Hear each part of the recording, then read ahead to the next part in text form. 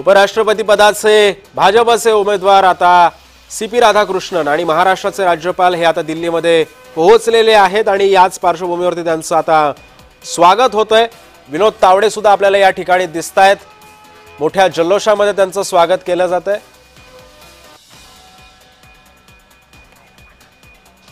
CP Radhakrishnan यांचं दिल्लीमध्ये आगमन झालेलं आहे। सीपी राधाकृष्णन हे नवी दिल्लीसाठी आता रवाना झालेले आहेत। मुख्यमंत्र्यांनी राधाकृष्णन यांना आता निरोप दिलेला आहे।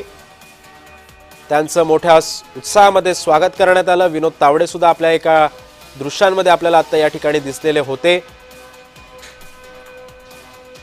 त्यांना निरोप देतानाची ही काही दृश्य आहेत। आशिष शेलार सुद्धा यावेळी दिसतायत।